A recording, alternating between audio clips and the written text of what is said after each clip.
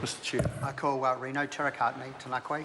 Kia ora, Mr Chair. Thank you. I just want to make a brief contribution on this part two.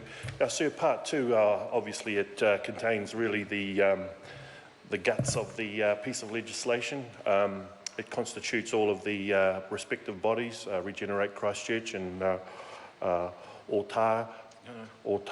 Limited, and really it follows very standard and sound practice, the way that the entities have been set up. But sir, I do want to just let's propose a pronunciation lesson in the name of Karo Limited.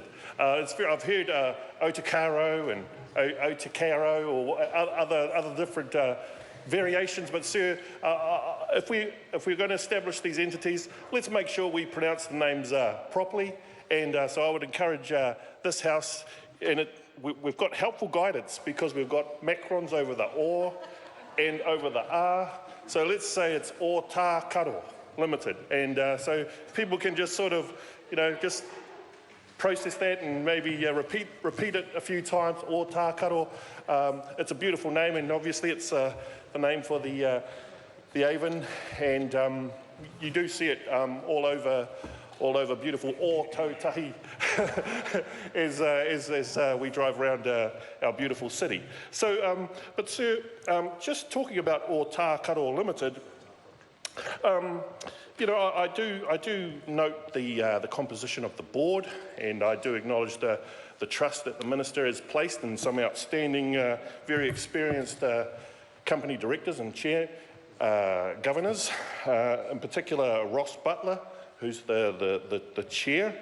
We won't hold it against Mr Butler that he lives in Nelson, but we know that he obviously has a very vast corporate governance experience, and he chairs a number of significant companies across a wide range of sectors, including the chair of Rangitania Holdings. And for those of you that don't know, Rangitania is a relative of one of the great South Island tribes, sort of centred up there in the Waido region from the Kurahopo Waka. And so I'm pleased to see that Mr Butler has experience working with the Māori economy. He has experience working with Māori organisations.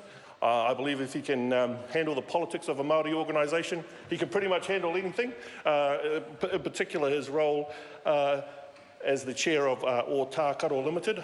I do hope, sir, that the company, which is charged with project managing and delivering on these key anchor projects, is well capitalised to actually fulfil its role.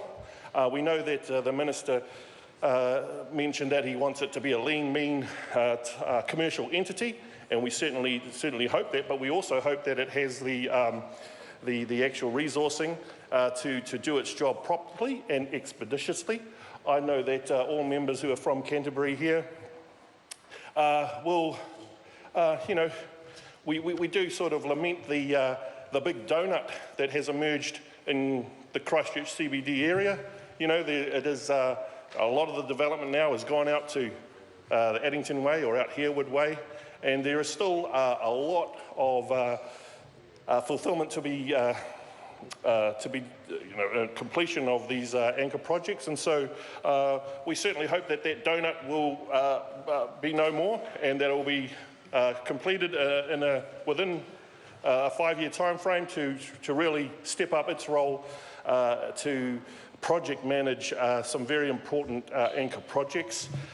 Sir, one other point I'd like to make in terms of the disposition of land responsibilities, which I think fall on Karo, is to mention the piece of land Te Ihutai, and obviously my relation over on the other side, Tūtahauduku Kōrako, he'll be well familiar with Te Ihutai, and I think back to my, we all call him Uncle Rick Tau, but Rakihia Tau, who was the upoko for Ngai Tuahuriri, and I know that Te Ihutai, which is a piece of land in the estuary, and there is some unfinished business around giving recognition or return, Mr Chair, of Te Hutai, which is a very, and now that obviously there's the devolution of the powers from Sarah to Regenerate Christchurch and or Tākaro Limited, I would hope that consideration would be had to the issues around Te Hutai, and perhaps the fact that that land is potentially no longer available or pretty much unsuitable for its original purpose, which was a mahinga kai, a significant mahinga kai for the hau kāinga ngai tua huriri back in the day. I would just appeal to the Minister to, through whatever influence he may have, through to the new bodies that we are establishing, that some full consideration be given to the issue around Te Hutai and some compensation or recognition, whether it be by a land swap or some other creative arrangements, could be entered into with the owners of E Hutai, with the responsibilities now that o Tākaro Limited and Regenerate Christchurch will have in their responsibles as custodians and as developers of the land that's available in the Christchurch area. Kia ora tātou.